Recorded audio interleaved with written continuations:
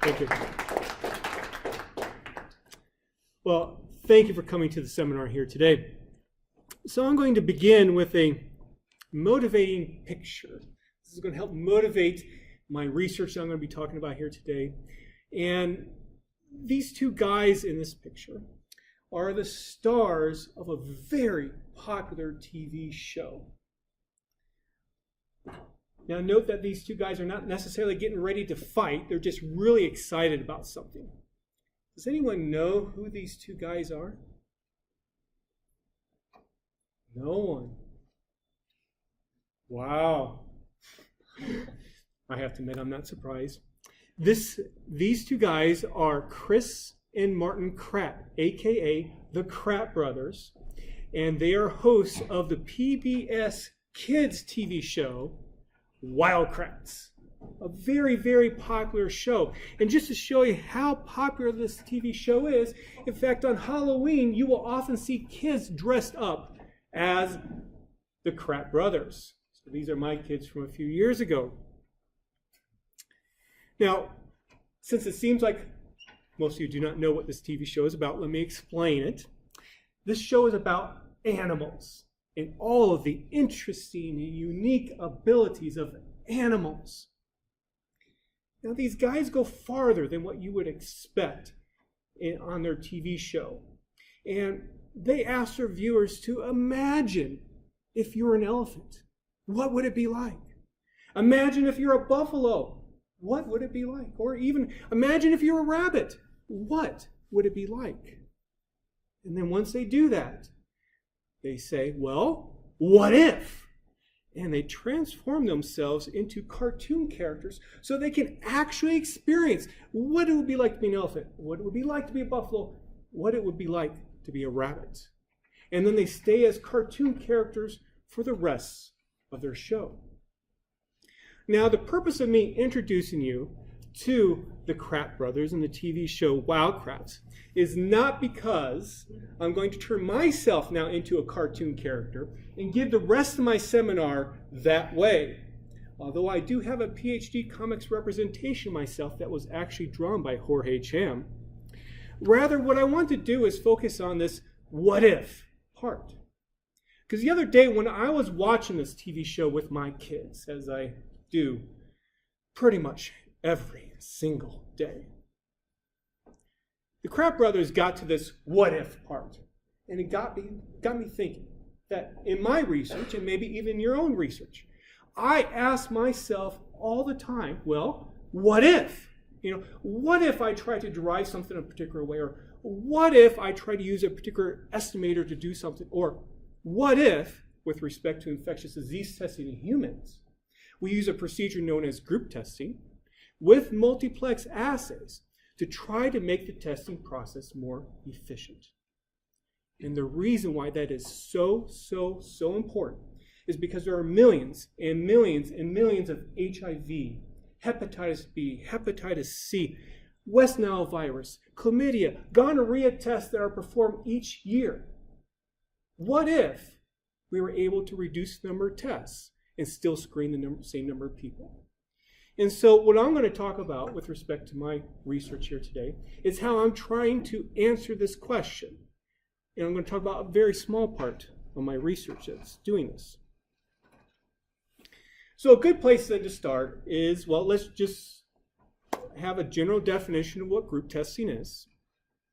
Group testing is the process of testing items together as one unit, or a group or a pool. So for example, maybe you have some blood specimens, and what you can do is combine the blood specimens or portions of the blood specimens together and perform one test on that group rather than separate tests. And the whole purpose is then to identify those items, or in this case, those specimens, with a binary trait of interest, such as are they HIV positive or negative? To help explain the process even further, what I'm going to do is spend the next few minutes talking about how the State Hygienic Laboratory at the University of Iowa actually performs their chlamydia and gonorrhea tests. So every day, the laboratory sent a number of of specimens. They're in test tubes, as you can see there. And so this laboratory needs to test all these specimens for chlamydia and gonorrhea. And after they get them ready on that cart, they go into the laboratory and they mount them on racks. So we see one rack right here, and they'll actually put another rack here as well. And they put them on this TCAN DTS robotic platform. And what this machine is going to do is form groups of 4 automatically.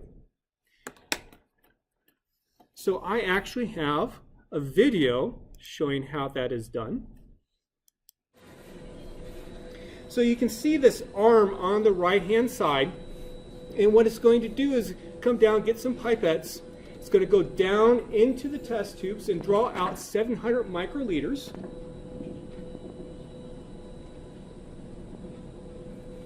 And then it's going to put those microliters, put those 700 microliters into an empty test tube. Then it's going to discard the pipettes. Then it's going to pick up some more, go into some new specimens, suck out 700 microliters, and it's going to then deposit that 700 microliters now into that, what was originally that empty test tube, so that now we have essentially a group of size 2 that has been formed. This process is going to repeat itself so that we have a group of size 4 that are formed. And all specimens then essentially go through this process.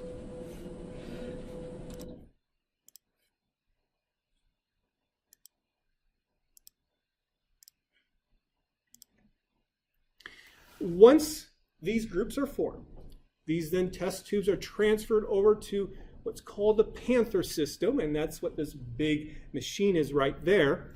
And in this system itself, it's automatically going to perform the chlamydia and gonorrhea tests using the Aptima Combo 2 assay. Now, this assay performs the chlamydia and gonorrhea tests simultaneously. So because of that, this is what's referred to as a multiplex assay. The whole testing process takes about an entire workday. So you can see it does take some time. So here's a very crude diagram, and that helps summarize what's going on. Yes? Any idea what the sensitivity and specificity is of this machine?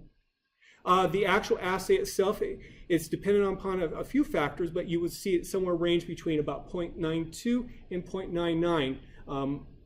I don't have the exact numbers off the top of my head, but that. So you take that into account? Yes, yes, okay. Definitely, you have to do that. So here's a crude diagram showing what's going on. I get specimens from 4 individuals.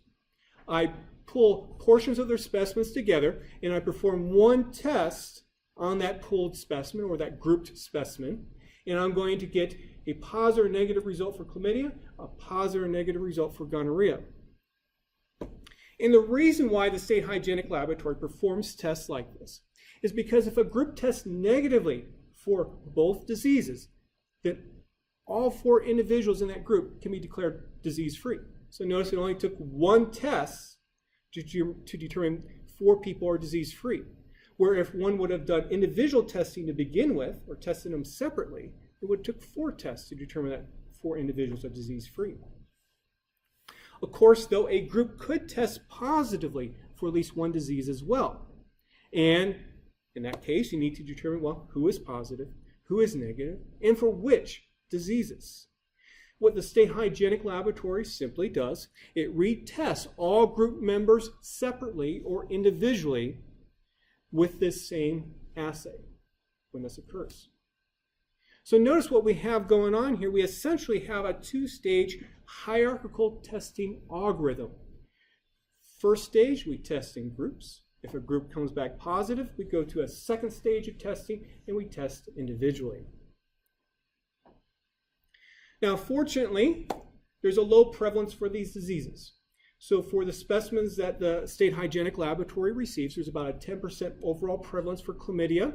There's about 3% overall prevalence for gonorrhea. And so what then that means then is that most groups will actually end up testing negatively for both diseases. And thus, you will end up having a much smaller number of tests overall by using this group testing procedure than if you would have started off to begin with individual testing. Smaller number of tests then translates into lower costs and a significantly shorter time to get all the testing done. Over a recent 5-year evaluation period at the State Hygienic Laboratory, they estimate that they've actually saved about $3 million using this testing process. And it's just not them who are doing it. This is done all across the country. Not necessarily exactly the same. Sometimes you will see different group sizes. So for example, in Oakland County, Michigan, they use groups of size 3 instead. But the same ideas are used. And there's just a large number of different applications of group testing out there. Probably the biggest one in terms of infectious disease testing for humans is with respect to blood donation screening. So the American Red Cross, for example, uses groups of size 16 to do their testing for a number of different diseases. Group testing is actually even done on campus here. So for example, in the Nebraska Veterinary Diagnostics Center, they use group testing to detect bovine viral diarrhea virus in cattle, where they actually pull the ear notches from the cattle. But group testing is used in other applications that are not infectious disease related. So for example, with respect to the pharmaceutical drug discovery process, pharmaceutical companies need to try to screen hundreds of thousands, sometimes millions of chemical compounds to determine, well, which chemical compounds should they try to develop further into a new drug that maybe will cure a disease. So I introduced you earlier to this Aptima Combo 2 assay. Again, it's a multiplex assay because it tests for multiple diseases at the same time. And the reason why laboratories like this, and you see a trend towards going towards these kind of assays, is because it's going to save time, it's going to save money versus having to test separately for every single disease with a separate assay. So other assays like this include the one that's used by the Nebraska Community Blood Bank. They use groups of size 6 to screen for HIV, hepatitis B, and hepatitis C in the blood donations that they receive. About a year and a half ago, the company BD put out the BD Max assay, which now screens for chlamydia, gonorrhea, and now, in addition, trichomoniasis.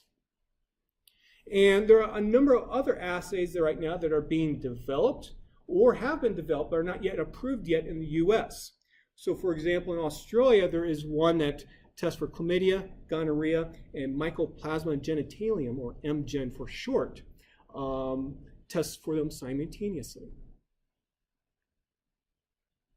Now, perhaps surprisingly, only recently has statistical research really investigated these multiplex assays via group testing algorithms. Group testing itself has a very long history. Going back to, like, for example, World War II, when Robert Dorfman suggested, hey, how about we screen US Army initiates for syphilis by using group testing? It would be more efficient.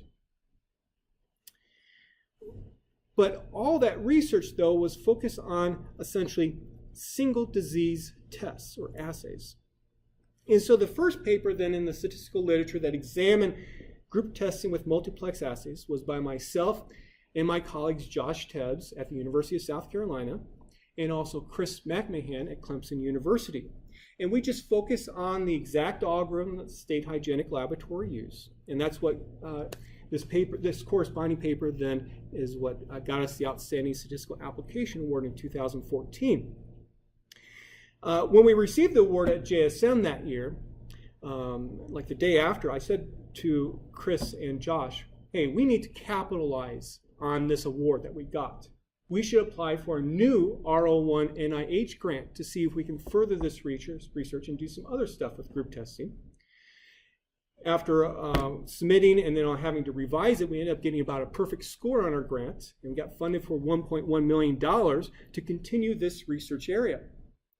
And so one of the first papers from this grant then appeared in Biometrics in 2017, where we said, well, if we can do it for 2 stages, 2 hierarchical stages. Maybe we could do it for more hierarchical stages because we see that used in practice with respect to single disease assays.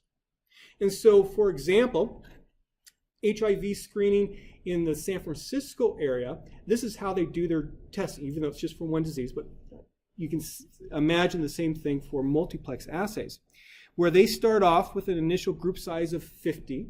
If that tests positively, then they go into a second stage of testing where they split everything up into 5 groups of size 10. Every individual is represented once and only once in each of these subgroups. If one of those subgroups tests positively, then we go to a third stage of testing for that subgroup where we test them individually. So then this corresponding paper is what got us then the best paper in biometrics for 2017 and also the Outstanding Statistical Application Award again in 2018. Now, it's yeah. Question about the last one. Sure. So in stage 1, they're doing 50 people. Yep. And if that's clean, then they don't go to stage 2. Yes, sorry if I didn't say that, yes. Okay. So whenever you, in this kind of an algorithm, whenever you get that negative test, stop. There are cases where maybe you want to perform confirmatory tests, and that will be a case where you might want to still do something more. So, I mean, we feel very fortunate that we were able to get these awards, and it's great, but whenever you do research, very often you are not satisfied. Maybe you had to make a particular assumption that you wish you didn't have to do. Or maybe you wanted to look at something more, but you just couldn't fit it into the paper. What's that? Or you want a $4 million. Exactly. Yes.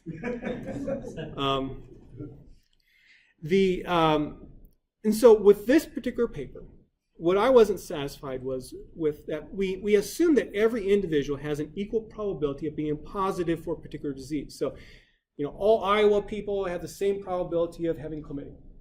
All Iowa people have the same probability of gonorrhea. Okay? Most group testing research makes that assumption.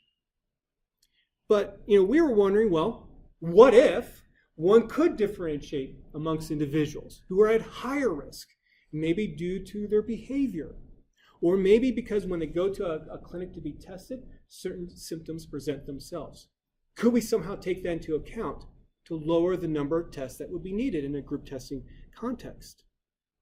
And so when one does that, that's what is what we call informative group testing, because we're using this extra information to help the group testing process. And as you might imagine, if you use more information, you're going to be more efficient. You are going to have less tests. And at least with respect to the single disease assays, that is correct with respect to group testing. And all research previously had only focused on single disease assays. So then one of the things in our grant was, well, could we develop informative group testing algorithms now for multiplex assays using a hierarchical testing structure? And so that's where I'm going to spend then the rest of my time here talking about how we've been examining this particular problem.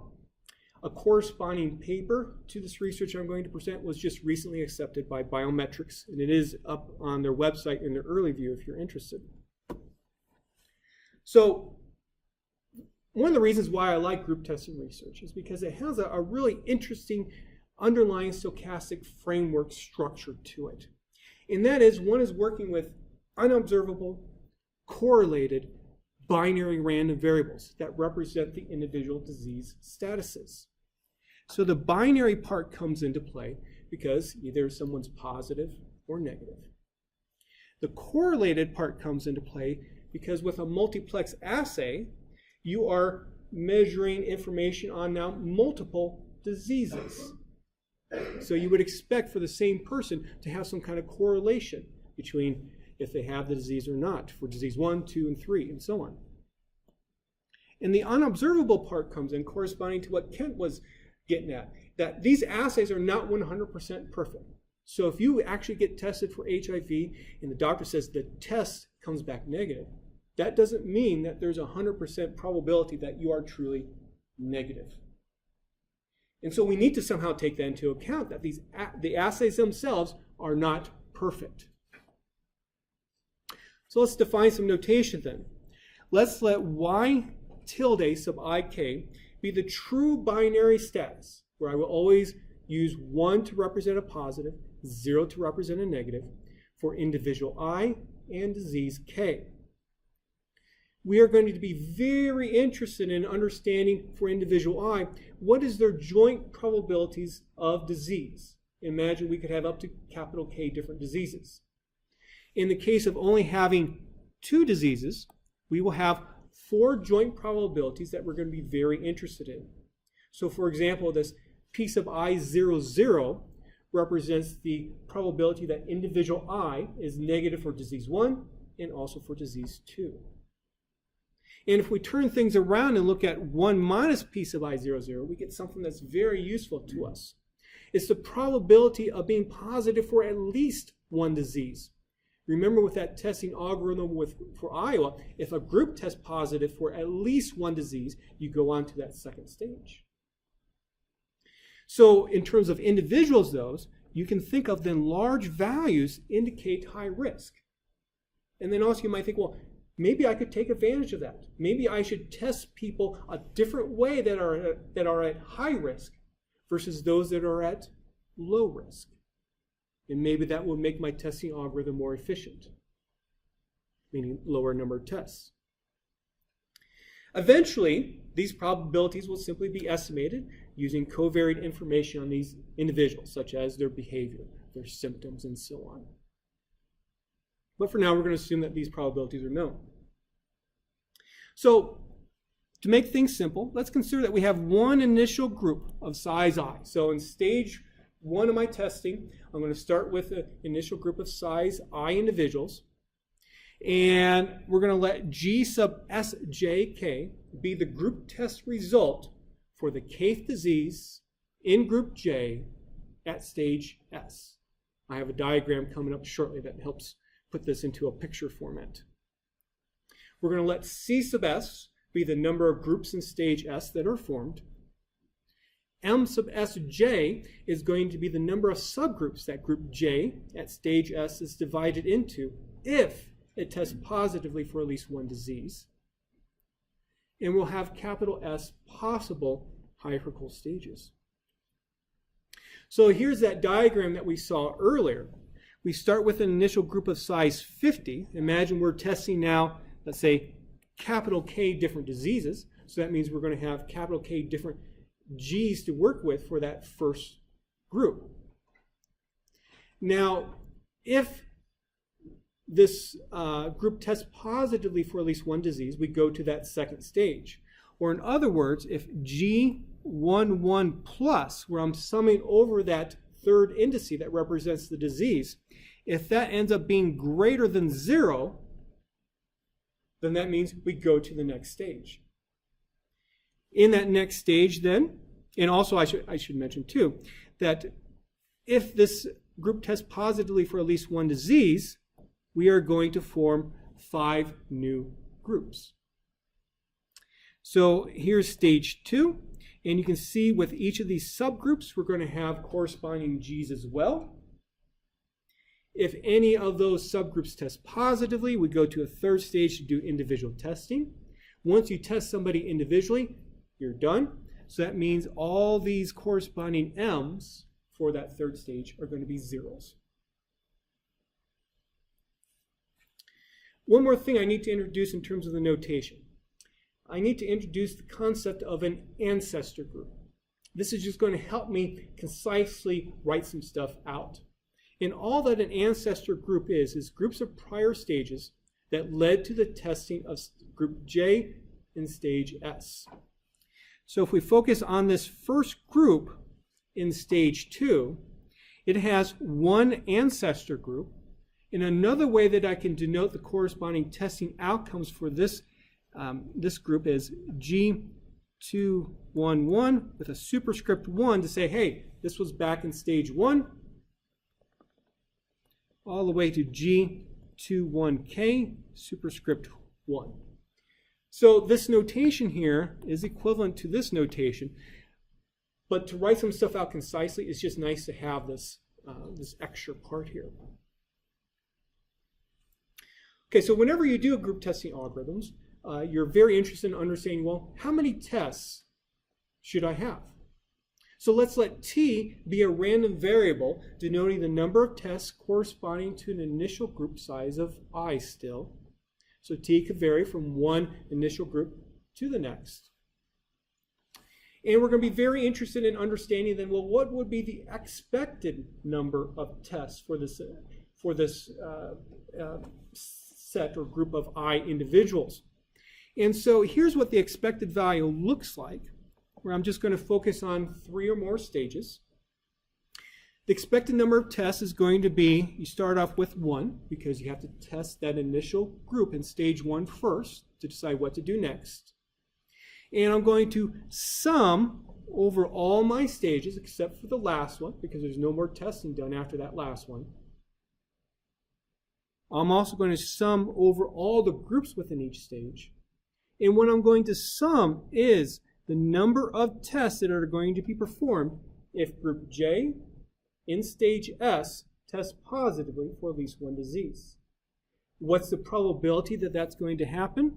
Well, that's what this large joint probability is representing. And notice how I'm using the ancestor notation there to say, well, if I'm going to get to stage S, I need stage 1, 2, and all the previous ones corresponding to that to test positively for at least one disease as well. Now, this particular joint probability can take some time to derive. In my web appendix corresponding to this paper, it took me about 6.5 pages to derive it. It's not necessarily extremely difficult. It's just, as I say in my paper, it's a laborious derivation.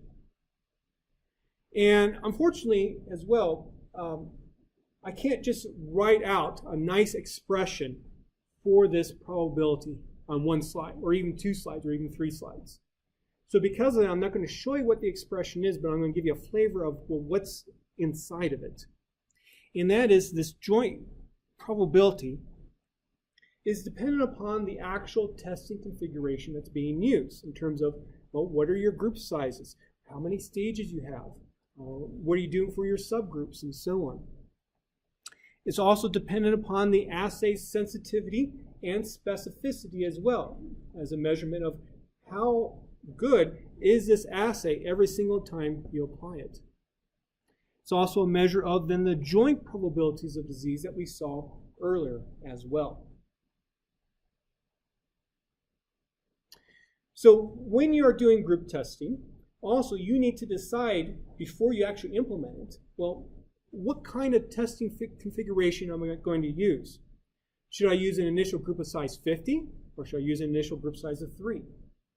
What should be my subgroup sizes in later stages? Should I use 5 groups of size 10? Should I use 10 groups of size 5? Or maybe two subgroups of size 25?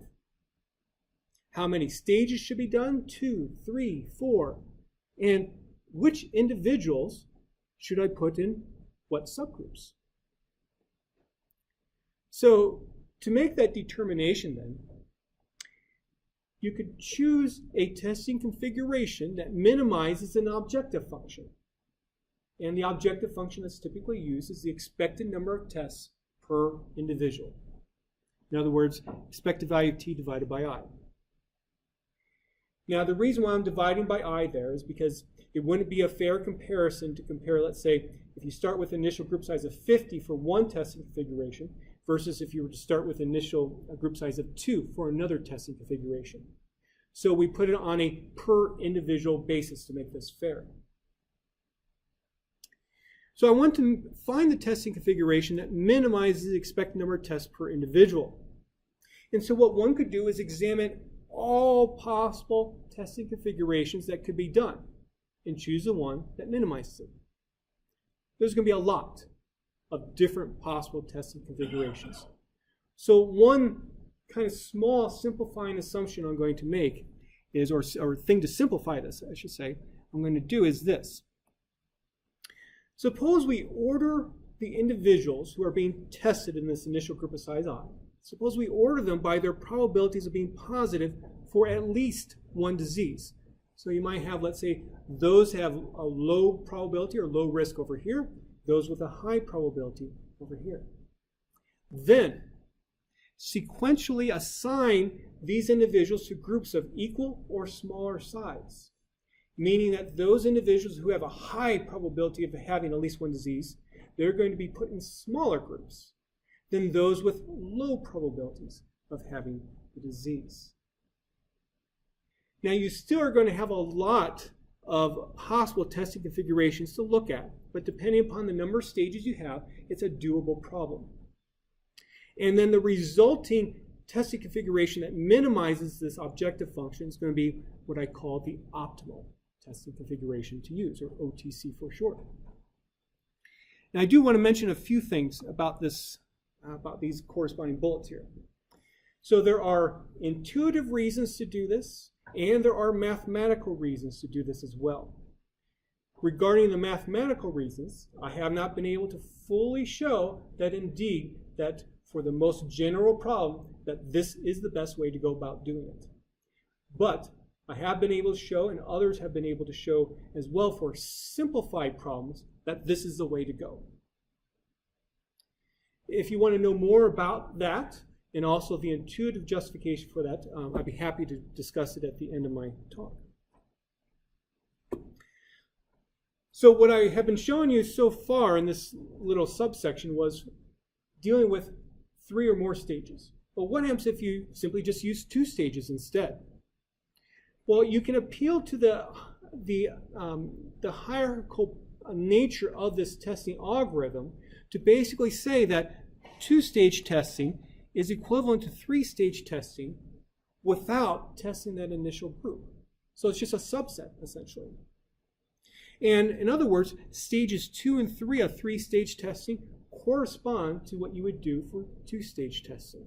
So here's how it would work. So imagine that you have, let's say, 50 individuals again, but rather than putting them all into one group to test, instead, you immediately break them up into 5 groups of size 10, and that's your stage 1. Then, if any of those groups test positively, you go to stage 2 and do individual testing. Now, the reason why you would want to do it like this is because I need to somehow take into account this extra information I have on every individual, that some people are at higher risk than others. And the only way you can do that in a 2-stage process is that consider you have a set of, let's say, 50 first, order them, put them into subgroups, put them into groups for your stage 1. It doesn't have to be 5 groups of size 10. Probably better to do something else where, again, people with high risk should be in small groups, people with low risk should be in large groups. So if we define T then as the number of tests now for this initial set of individuals, then we can write out then the expected value of T for the 2-stage process like this, where C sub 1 is the number of groups in that stage 1. I'm going to sum over all the groups that I have in stage 1, and what I'm summing is the number of tests that will occur if group J in stage 1 tests positively, multiply it by that corresponding probability. And you can find an optimal testing configuration in the same way as before. But what about accuracy in terms of the overall accuracy of the testing algorithm? Well, in an effort to save time, I'm going to skip over that discussion. But what I will say is that you can do you can actually derive things such as the overall sensitivity, the overall positive predicted value as well for that testing algorithm. It will not necessarily be the same as if you were to do individual testing. The one thing I want to focus though on is this, is that there's essentially no loss in accuracy if you were to compare my informative group testing proposals here with, let's say, non-informative group testing, where you don't take into account any extra information. In other words, do what was in the 2013 and 2017 papers. Okay, so let's examine how well informative group testing works and when it would work best or when it might not work very well at all. And so I'm going to do some Monte Carlo simulations to examine that further. I'm going to focus on 3 stages, 2 diseases. To begin with here, I need to somehow come up with these joint probabilities of disease that I introduced to you earlier. And I need to come up with them in a way such that the individuals in my group examine some kind of heterogeneity, because the probabilities for one person might not be the same as for another person. So to do that, what I decided to do was to simulate a vector of these joint probabilities from a Dirichlet distribution with parameter vector alpha. Because what that will allow me to do is control the amount of variability that I have in observed values, since it's coming from a known probability distribution, so I can emulate the heterogeneity that you would expect from one individual to the next. And so for all my evaluations, I'm always going to simulate observed values of this joint probability vector over 500 simulations. Some other settings, I'm going to control the expected value of the marginal probability of having disease 1, and also the expected value of having disease 2.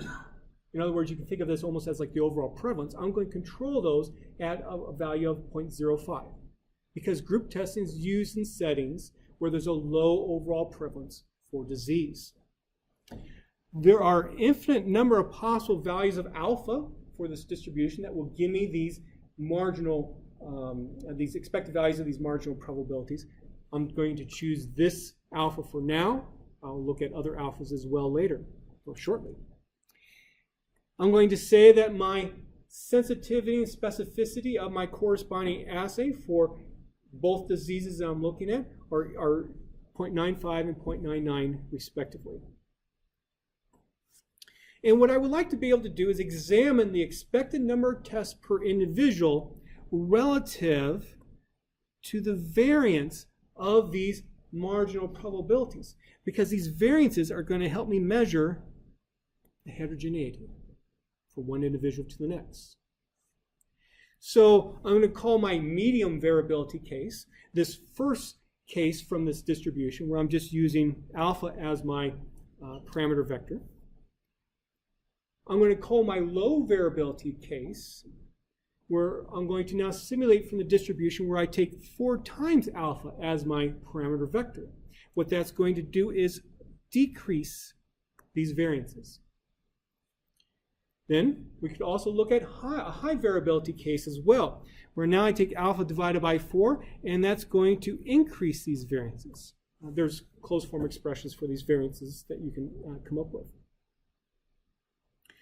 Also, I'm going to look at the case where there's no variability at all. In other words, I have homogeneity. So every single individual has the same probabilities of disease. This corresponds to this non-informative group testing. In other words, this will give me exactly what my 2017 paper gave me. And to do this, I'm going to assume that all the realizations of this joint probability vector is equal to the expected value of it. So here's a plot that summarizes the results.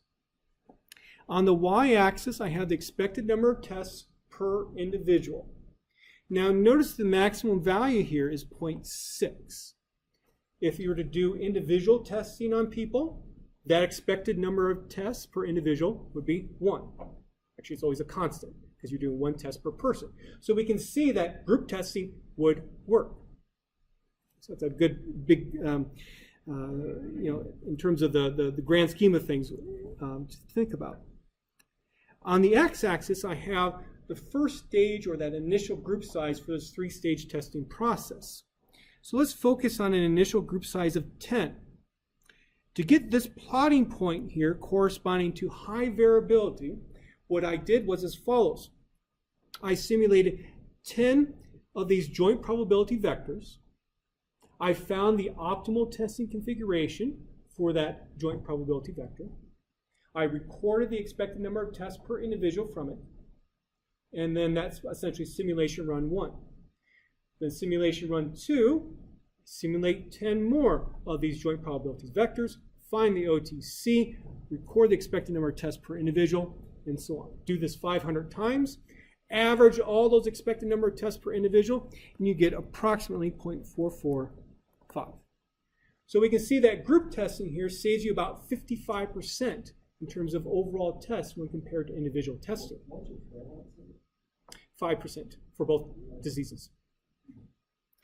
Now, if I look at medium variability, look what happens. Expected number of tests goes up. If I have low variability, it continues going up. If I have no variability at all, it continues going up. And that's somewhat intuitive, that the more information I have available to me, the more I can differentiate people from being low risk to high risk, the better the algorithm is going to do.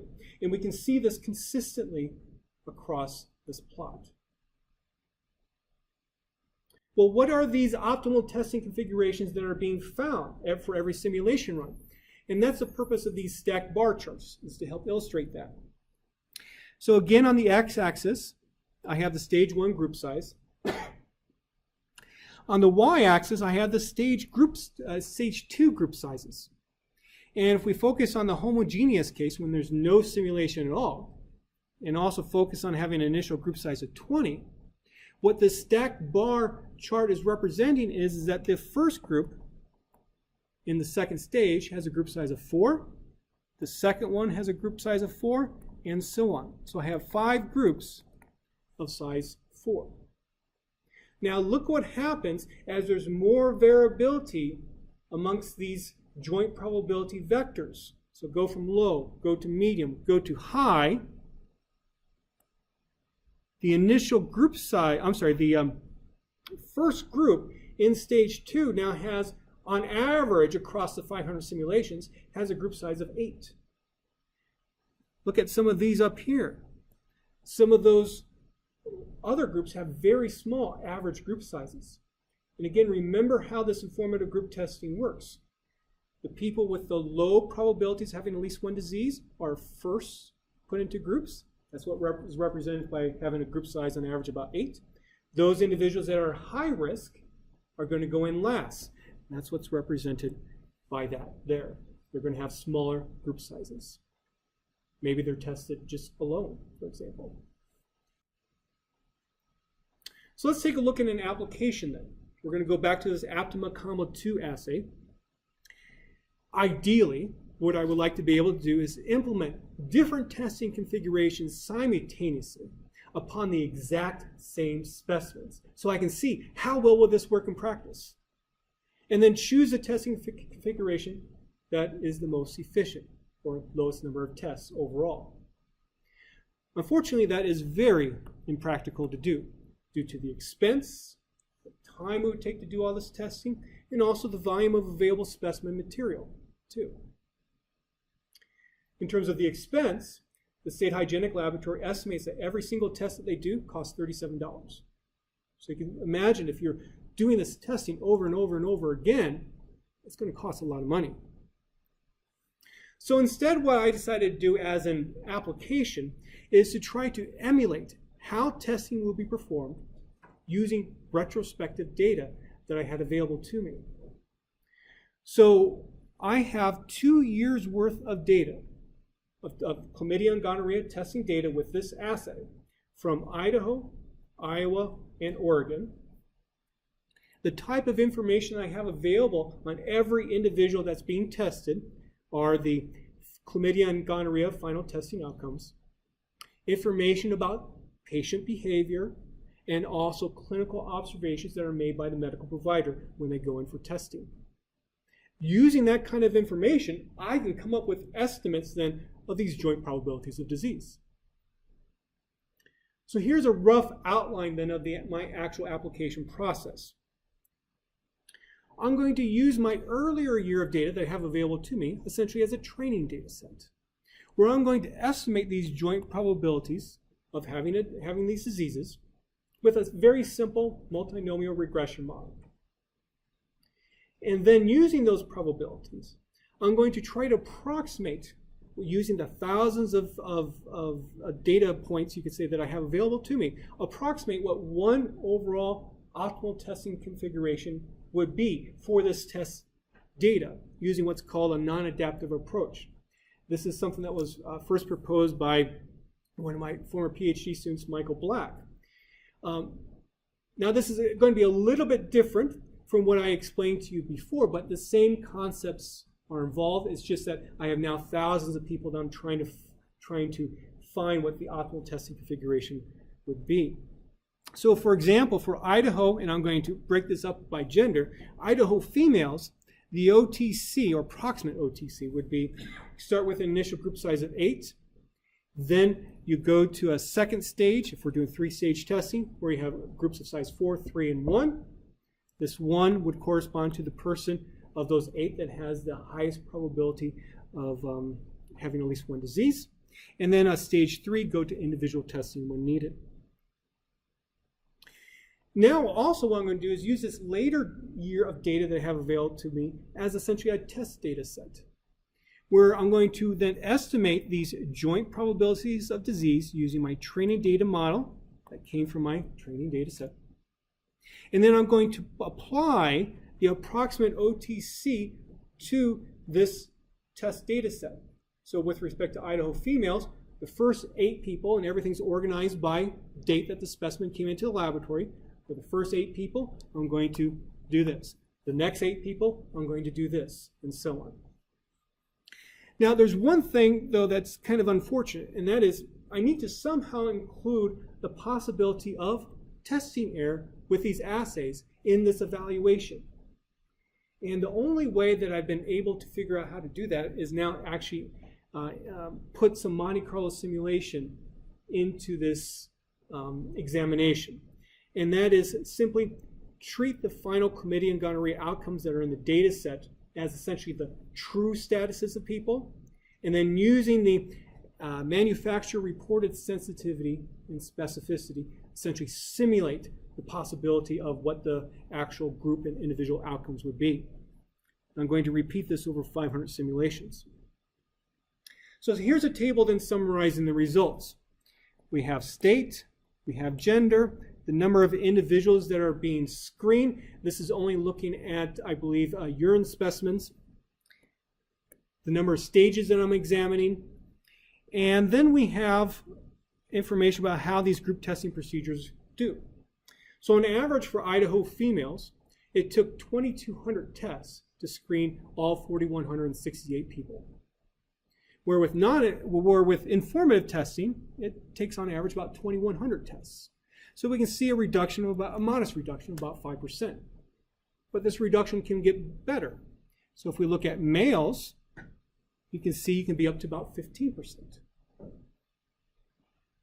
And overall, we see some trends here. And that is, for males, informative group testing works better than it does for females. Well, why?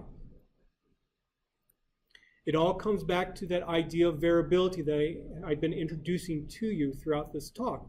And that is, the variability in these probabilities of being positive for at least one disease is much larger for males than it is for females. So for example, in Iowa, here's a histogram of these estimated probabilities of having neither disease. We can see that these probabilities, there's not much variability amongst them. But compare that to Idaho males. There's a lot of variability, and the informative group testing algorithm can take advantage of it. So, in conclusion then, well, what if we use informative group testing with multiplex assays? We can see that there can be a significant reduction in tests, where the amount of reduction corresponds to how much variabilities we have in the probabilities of being positive for disease. So what I've been spending all my time here talking about so far is essentially, you could say, half of the group testing problem. That half is referred to as identification.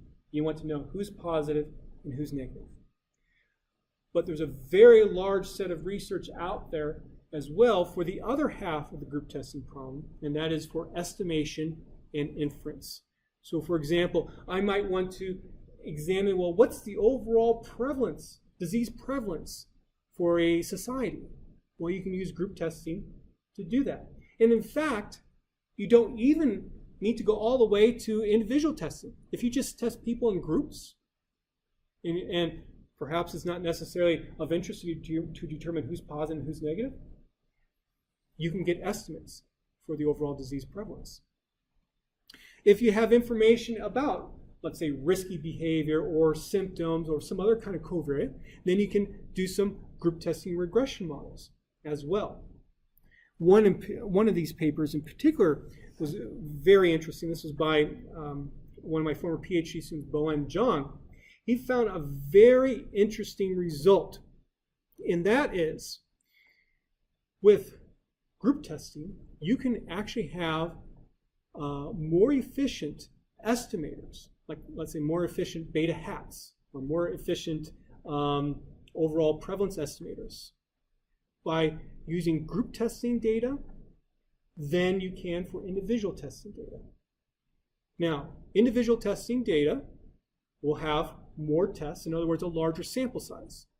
But with group testing data, you're going to have less tests, a smaller sample size, you could say, but yet your standard errors could be less than with individual testing. So it's kind of a opposite what you would expect. Normally you would expect the larger your sample size, the lower your standard errors.